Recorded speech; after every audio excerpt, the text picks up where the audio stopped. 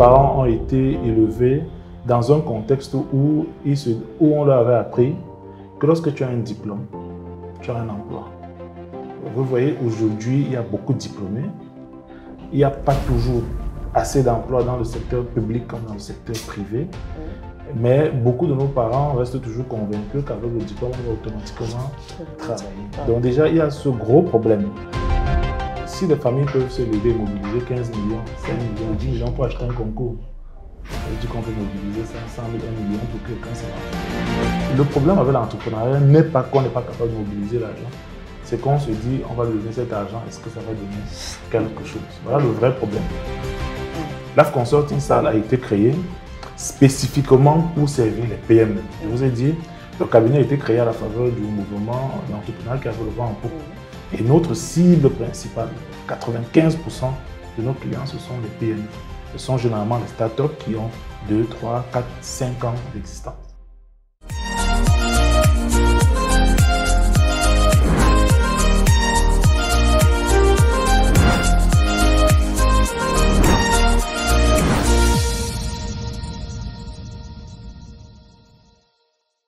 Nous accueillons ce samedi Melvin Bois-Kiesou. Bonjour Melvin et bienvenue dans le coin de l'entrepreneur. Bonjour Elise, c'est un plaisir. Le plaisir est partagé. Alors parle-nous de l'AF Consulting. Bon, l'AF Consulting, ça, c'est un cabinet d'assistance juridique, comptable et fiscale des personnes et des entreprises qui a été créé en février 2018 à Douala. Il a pour siège principal la ville de Douala. Et d'où te vient l'idée justement de créer une entreprise de cette catégorie? Deux facteurs principaux. Le premier facteur, c'est que nous étions un ensemble de jeunes. Donc de jeunes qui étions en voie de terminer avec l'université. Nous étions deux doctorants, un docteur d'université et deux autres qui venaient de finir leur master. Et nous réalisions que le marché de l'emploi déjà n'offrait pas beaucoup de place aux jeunes. Et il fallait, avec le mouvement de l'entrepreneuriat, créer notre propre entreprise. Mais à côté également, il y avait donc ce fameux contexte entrepreneurial qui nous sommes dit quelles solutions nous pouvions apporter à tous ceux qui allaient créer les entreprises. Dans cette optique que nous sommes associés, certains des juristes, un économiste et un comptable pour créer le cabinet l'AF Consulting Salle. Et c'est quoi la plus-value d'une telle structure? La plus-value de l'AF Consulting Salle, c'est qu'en général, vous avez des cabinets spécialisés uniquement dans l'assistance comptable et fiscale, d'autres cabinets spécialisés uniquement dans l'assistance juridique. La plus-value de l'AF Consulting Salle, c'est que vous avez en un seul cabinet l'assistance juridique, comptable et fiscale. Donc, en réalité, le client a un 2 en 1. C'est beaucoup plus super, c'est intéressant. Ça fait justement plus de 4 ans que vous avez lancé l'AF Consulting, puisque tu as dit justement que vous êtes un groupe, que vous êtes formé pour lancer ça. Mais est-ce qu'en 4 ans, vous avez rencontré des difficultés ensemble? Quelles ont été ces difficultés et comment vous les avez surmontées? Les difficultés au sein du groupe ou bien les difficultés à l'extérieur du groupe? Au sein du groupe, à l'extérieur, même dans la création de votre entreprise. Oui, bon, déjà, vous savez que lorsqu'on veut créer une entreprise, au départ, on a une idée. Et lorsque, dans le confort de son individualité, on conçoit l'idée, lorsqu'on rencontre déjà une autre personne, il y a déjà 2 points de vue, une troisième, une quatrième, et nous étions 6 lors de la conception. Donc, vous comprenez que forcément, on n'était pas toujours unanime sur la direction à prendre. Au-delà des difficultés d'ordre stratégique, il y a aussi le problème de la mobilisation des fonds. Comme je vous ai dit, nous étions à l'époque des doctorants, nous n'avions pas facilement, n'ont pas forcément accès au financement pour lancer le cabinet. Mais au sein maintenant même de l'équipe, dans le fonctionnement, vous savez, ce n'est pas toujours facile de manager les hommes. Il y a des moments où ça peut bouder, il y a des moments où ça peut aller au clash, mais fondamentalement, on les règle en se souvenant de la raison pour laquelle nous sommes lancés. L'intérêt social est au-dessus des associés. En interne, les difficultés ne peuvent pas manquer dans les relations entre les personnes, dans l'orientation, mais dans la plupart du temps, les difficultés sont aussi externes. Vous savez qu'on est dans un environnement, non seulement, on est dans un environnement dans lequel le public n'est pas toujours suffisamment conscient de la nécessité de se faire accompagner par le conseil. Du coup, il faut sensibiliser, il faut éduquer. Mais à côté aussi, il y a eu un moment un peu difficile, plus que les autres. Ça a été la crise du Covid. Le Covid est arrivé. Dans ses débuts, nous avions vu la ville de... Nous entendions que le Covid a frappé à Guangxi. Mais par la suite, le Covid a eu des effets jusqu'à chez nous. Donc, les affaires aussi étaient en confinement. Le chiffre d'affaires est entré en confinement. Et donc, il était difficile d'assurer une trésorerie de l'entreprise en même temps qu'on devait continuer de voir comment étendre nos activités. Ça a été compliqué, la trésorerie en a pris un coup parce que nos clients aussi étaient dans l'incapacité de nous payer. Vous voyez, il y a donc cette relation de cause à effet. Lorsque déjà l'économie est touchée dans ses fondements, touchée dans ses racines, c'est tout le monde qui souffre. Donc ça a été une époque, une période très difficile à vivre. Mais heureusement, si aujourd'hui nous sommes là, c'est parce qu'on a pu la surmonter. Tu l'as dit justement, tu es sorti de l'école avant et après ça, tu as lancé l'AF. Mais est-ce que c'est facile aujourd'hui pour un étudiant, pour quelqu'un qui sort de l'école, de se lancer directement dans l'entrepreneuriat? C'est pas facile. Si c'était facile, tout le monde le ferait. C'est pas facile, mais tout dépend de la vision. Vous savez, nos parents ont été élevés dans un contexte où on leur avait appris que lorsque tu as un diplôme, tu as un emploi. Vous voyez, aujourd'hui, il y a beaucoup de diplômés. Il n'y a pas toujours assez d'emplois dans le secteur public comme dans le secteur privé. Mais beaucoup de nos parents restent toujours convaincus qu'avec le diplôme, on va automatiquement travailler. Donc déjà, il y a ce gros problème d'éducation déjà des parents. Parce que lorsque les parents sont éduqués, on leur fait comprendre qu'au lieu de dépenser telle somme d'argent sur tel aspect, on peut le mettre de côté ou bien faire un effort supplémentaire. Considérer qu'après avoir obtenu le diplôme, il faut bien qu'on continue à investir dans le travail. Donc, au lieu de prendre peut-être de l'argent pour aller, on va dire quoi, payer une formation supplémentaire quelque part, on peut donner ce même fonds à un jeune qui se bat pour se lancer. Et dans notre cas, c'est la force du nombre aussi. Vous savez, plus on est nombreux, plus le poids à supporter pour le lancement d'une entreprise est léger. Le poids a été allégé pour nous, nous avons pu nous mettre ensemble. Et c'est parce que nous avons également éduqué nos familles, préparé nos familles. Le problème vient du moment où l'intention de créer une entreprise ne naît que lorsqu'on a le diplôme. Dans notre cas, c'est depuis, si j'ai bonne mémoire, depuis au moins l'an 2010 que le projet RAF Consulting Salle a été conçu. Qui a été pensé depuis. Donc nos familles, ma famille particulièrement, savait depuis que je rêve de monter un cabinet, j'ai des amis avec lesquels on va s'associer. Il y a cette éducation, cette répétition, ces informations qu'on donne sur le coût total. Et du coup, lorsque vous avez déjà pris assez de temps pour sensibiliser la famille sur votre projet, pour essayer de collecter ce qu'on appelle le love money, à ce moment, la charge est plus allégée. Mais sensibiliser la famille, est-ce que c'est évident aujourd'hui, connaissant les familles africaines, de voir un parent retirer de l'argent à son pour donner à son enfant et lui dire ok, cet argent va lancer un projet, mais comment convaincre donc ce parent-là pour que ce dernier s'assimile à notre projet et nous donne ce financement? Alors, je prendrai peut-être un exemple qui ne va pas arranger tout le monde. Alors, si les familles peuvent se lever et mobiliser 15 millions, 5 millions, 10 millions pour acheter un concours, ça veut dire qu'on peut mobiliser 500 000, 1 million pour que quelqu'un se lance. Pourquoi on le fait dans les concours? On le fait dans les concours parce que la famille est convaincue qu'une fois que l'enfant est entré dans la fonction publique, il s'en sort donc, il est sauvé comme on peut le dire au quartier. C'est la raison fondamentale pour laquelle les familles sont prêtes à faire de lourds sacrifices. Vous voyez un peu? Mais le problème avec l'entrepreneuriat n'est pas qu'on n'est pas capable de mobiliser l'argent, c'est qu'on se dit, on va lui donner cet argent, est-ce que ça va donner quelque chose? Voilà le vrai problème. Donc, nous n'encourageons pas, nous ne disons pas que c'est tout le monde qui achète les concours, que c'est une bonne chose forcément, mais je dis, on a souvent entendu dans les médias, dans les histoires, que les familles sont facilement mobilisées pour envoyer des familles. Aujourd'hui, ceux qui vous diront qu'ils ne peuvent pas trouver les moyens sont les premiers à trouver de l'argent pour prendre la route du désert. Vous voyez un peu. Comment est-ce qu'ils font pour mobiliser 2 millions pour prendre la route? Il faut se dire, s'ils avaient appliqué la même logique dans l'entrepreneuriat, ils auraient pu mobiliser au moins 500 000, 700 000, 1 million pour créer leur entreprise.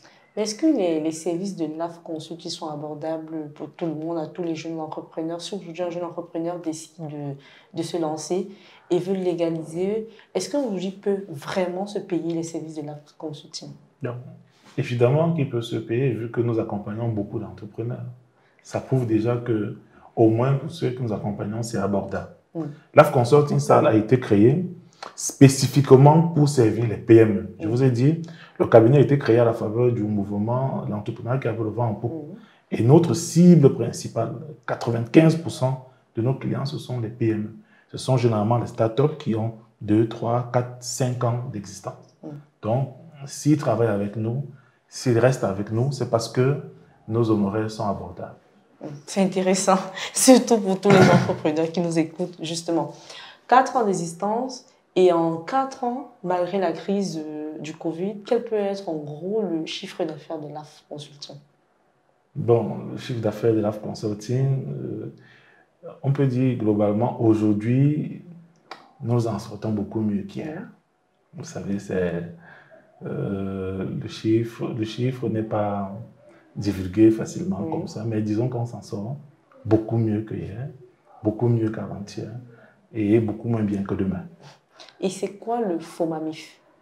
Oui, le FOMAMIF, c'est le Forum sur le management des micro-projets que le cabinet organise chaque année depuis mars 2019. Donc nous étions dit à l'époque qu'il fallait créer une occasion qui permettait aux jeunes entreprises de se retrouver au quotidien, d'échanger, de partager leurs expériences, de pouvoir augmenter leur visibilité, de pouvoir négocier d'éventuels partenariats. Donc c'est une plateforme annuelle que nous organisons dans laquelle nous regroupons les entrepreneurs et les aspirants entrepreneurs autour d'une thématique qui est liée au management des entreprises. Cette année, le thème c'est la PME et le digital et ça se tiendra à Douala.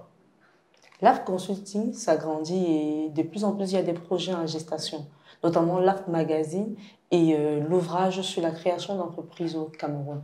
Est-ce que tu peux mieux nous expliquer le projet ou l'histoire derrière? Bon, disons que LAF Magazine, c'est une mutation de la revue des professionnels du droit. À l'origine, nous avions voulu, à travers la revue des professionnels du droit, aborder un ensemble de questions juridiques qui concernent non seulement les chercheurs, mais également les entrepreneurs. Mais par la suite, nous nous sommes dit, il était temps peut-être, au bout de 4 ans, que nous nous focalisions spécifiquement sur les entrepreneurs.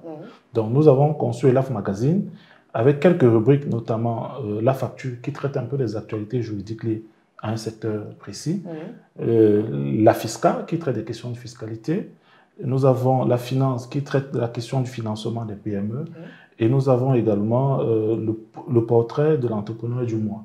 Donc, généralement, nous faisons un portrait d'entrepreneur du mois, mais nous interviewons également un entrepreneur qui intervient dans un secteur spécifique, puisque chaque revue, chaque numéro de LAF Magazine traite d'une thématique spécifique. Donc, le premier numéro qui est en gestation, qui sort sous peu, traite notamment de la PME et le foncier. Donc, il y a un ensemble de réflexions qui vont être faites autour du foncier. Et d'autres thématiques pourront concerner, par exemple, la PME et la publicité, la PME et le financement. Donc, vous voyez que sur chaque thématique, nous essayons en réalité de voir tous les aspects juridiques, liés à la finance, liés à la fiscalité, dresser le portrait d'un entrepreneur qui a réussi dans le domaine, mais également prendre le point de vue d'un entrepreneur qui, selon nous, a quand même déjà réussi et qui a une référence dans le marché. Donc, c'est une revue qui permet vraiment aux entrepreneurs d'être au courant de leur environnement et de voir les bonnes pratiques et les mauvaises. Alors, et pour ceux justement qui nous écoutent, qui est Melvin et où vas-tu? Donc, Melvin, c'est un jeune diplômé qui croit en l'entrepreneuriat, qui croit qu'il est possible, lorsqu'on a les compétences requises, lorsqu'on s'entoure des bonnes personnes, lorsqu'on est patient, de pouvoir réaliser ses rêves dans le contexte actuel de notre pays, le Cameroun. Super intéressant. Mais est-ce que, concernant toujours l'entrepreneuriat, est-ce que tu peux conseiller à quelqu'un ou à un entrepreneur de se lancer dans le domaine dans lequel toi tu exerces? Bien entendu. Ce qui compte fondamentalement pour moi, c'est même pas est-ce qu'on peut se lancer. Le marché est très vaste. Vous voyez, on crée en moyenne au Cameroun 40 000 PME l'année. Vous vous dites bien que notre cabinet ne couvre même pas encore 1% du marché. Le marché est vaste, on a besoin de beaucoup de cabinets conseils. Le véritable problème maintenant, c'est qui veut aller loin ménage sa monture. Il faudrait donc que les entrepreneurs, avant de se lancer, se renseignent suffisamment sur les réalités du marché, les réalités de l'entrepreneuriat, comprennent que ce ne sera pas un long fleuve tranquille.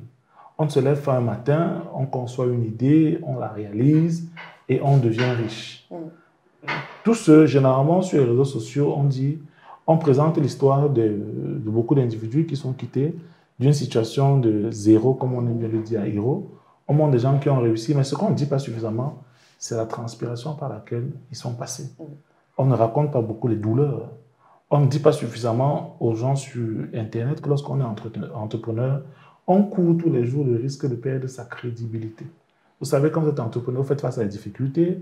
Aujourd'hui, vous allez emprunter de l'argent à X, vous serez incapable de lui remettre à temps, parce que lorsque vous avez emprunté, vous aviez planifié un autre recouvrement qui n'est pas venu à temps. Un client, un prospect vous a dit, je vais vous engager pour telle mission. Vous avez conclu le prix, mais au dernier moment, il se retraite. On n'est pas suffisamment préparé à cela. C'est pour ça que, comme l'Institut national de la statistique l'a relevé, 70% des PME font faillite à la première année d'existence. Ce n'est pas un hasard. C'est parce qu'en général, les gens, avant de se lancer, ne se renseignent pas suffisamment. Et vous savez, notre modèle où chacun se lance seul dans le confort de son cerveau n'est pas très productif. Dans des systèmes anglo-saxons comme au Nigeria, avant de se lancer dans l'entrepreneuriat, quelqu'un, le futur, l'aspirant entrepreneur, est d'abord l'assistant d'un entrepreneur qui a réussi dans le domaine où il est. Il a le temps, pendant 2-3 ans, d'apprendre et de se former. Chez nous, à peine on a fait quelques mois, on est déjà impatient d'aller créer sa propre structure, alors que les choses sont aussi loin d'être évidentes que ce qu'on voit sous nos yeux. Et toi, en tant qu'entrepreneur, quelles sont justement ces douleurs-là que tu as eu à traverser? Oui, la douleur aussi, c'était... Il y a d'abord eu des douleurs au niveau de mon entourage. Vous savez, c'est souvent un peu frustrant dès le début, lorsque vous avez une idée, mais vous avez l'impression que tout le monde vous décourage. Au début, je dois vous avouer que j'ai rencontré plusieurs personnes avec le projet et nombreux étaient ceux qui me disaient « tu ne peux pas, tu n'as pas encore les épaules, tu es jeune, essaye d'abord d'entrer à l'université, quand tu seras professeur, tu pourras créer un cabinet ». Beaucoup me disaient vraiment « laisse ça, il ne faut pas te laisser distraire, ça ne va pas t'aider ». Donc, j'ai rencontré beaucoup de personnes qui me faisaient que me dire comment est-ce que je ne vais pas réussir. Vous voyez un peu, en ce moment, très peu de personnes croient en vous. Maintenant, quand vous vous lancez, vous avez aussi le sentiment qu'il y a un ensemble de personnes qui se réjouissent du moindre faux pas que vous faites. Lorsque vous avez une difficulté, on dit, il voulait d'abord aller où? On lui avait déjà dit depuis que l'entrepreneur ne paye pas. Vraiment, on vient chercher un emploi et vous imaginez que dans une période comme celle qu'on a connue par rapport au Covid, il a fallu prendre des risques. Il a fallu, par exemple, prendre l'argent qui était réservé pour le loyer de mon domicile pour venir l'injecter dans le cabinet. Ça a été valable pour moi, ça a été valable pour mes associés. Ce que je dis, quand je parle de moi, je parle de toute l'équipe. Chaque associé a traversé un moment où il a mis fondamentalement en risque, en péril, ce qu'il avait de plus cher. Vous savez, quand vous avez une femme, vous avez des parents, vous avez des proches qui constatent que vous êtes prêt à tout risquer pour votre projet, ce n'est pas toujours des moments évidents. Par moments, on se dit que c'est de la bêtise, c'est du fanatisme. Donc, il y a ce genre de douleur qu'on a rencontré, mais aussi, en termes de douleur, on peut dire qu'avec les clients, je me suis rendu compte très souvent que les gens sont vicieux. Beaucoup de personnes sont vicieuses sur le marché. Il y a des clients qui vous engagent et vous vous dites, bon, ils viennent de la diaspora, ils sont relativement sérieux, et vous voyez que c'est lui qui est prêt à tout faire pour que vous fassiez des prestations sans vous payer. Donc, il y a ce genre de douleur, il y a la douleur de perdre peut-être un collaborateur sur qui vous comptiez beaucoup. Ça m'a aussi forgé et j'ai appris à me préparer psychologiquement à ce que vous pouvez avoir quelqu'un qui croit en vous, qui croit au projet, mais pour diverses raisons doit continuer la route sans vous. Il y a ces douleurs. On a aussi au cabinet eu la douleur du départ d'un des associés avec lesquels on a fondé le cabinet. Aussi parce qu'en réalité, au regard de certaines conditions, il fallait que les chemins se séparent. Donc vous voyez, je ne peux pas étaler là, je ne peux pas égrener le chapelet des douleurs qu'on a eues, mais globalement, je peux dire qu'on a eu des douleurs. Et je sais qu'on en aura encore davantage. Mais vous avez quand même le secret pour les surmonter et on va dire que c'est l'essentiel. Donc, on peut dire qu'on a quelques astuces qui ont marché jusqu'ici. On va terminer et on va clôturer avec un conseil pour tous ces jeunes-là qui veulent se lancer dans l'entrepreneuriat, mais hésitent jusqu'ici, hésitent à prendre le risque et pourquoi pas, hésitent encore parce qu'ils se disent l'entrepreneuriat équivaut à l'échec et échouer malgré des personnes qui ne nous font pas confiance, c'est pas évident. On va conclure avec. Oui, pour conclure, Élise, je dirais, si vous avez un projet auquel vous croyez, protégez votre projet. Ne laissez personne vous dire qui vous êtes. Ne laissez personne vous dire jusqu'où vous pouvez aller. Croyez en vous, mais avant d'arpenter un chemin, renseignez-vous suffisamment. Soyez curieux. Observez ceux qui ont persévéré. Observez ceux qui ont réussi et essayez d'en savoir davantage sur les obstacles, sur les épreuves, sur les erreurs, sur les challenges. Ne vous lancez pas dans l'entrepreneuriat parce que vous avez vu d'autres personnes vous lancer. Lancez-vous dans l'entrepreneuriat parce que vous avez la réponse à un problème que la société rencontre et soyez patient. Vous l'aurez justement compris les amis, soyez patients. Moi, je ne vais rien rajouter parce que Melvin l'a si bien dit. C'est un homme sage qui vous a parlé aujourd'hui. C'est un homme intelligent qui sait ce qu'il dit. Alors moi, je vous laisse en compagnie de ses propos et je vous donne rendez-vous la semaine prochaine.